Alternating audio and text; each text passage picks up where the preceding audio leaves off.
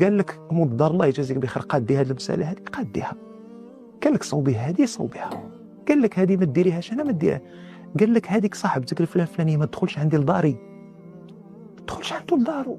فاش دراتك صاحبتك كتهضري معاها انت في التليفون، حنا افترضنا انها امراه خيره ودينه ومزيانه والله عمر لها الدار، ماشي شي وحده اللي هذيك ما عندناش فيها نقاش. هذيك ما كان هذاك اللي غندخل لك السم للدار، هذيك راه انت خصك تمتنعي انك تلاقي معها.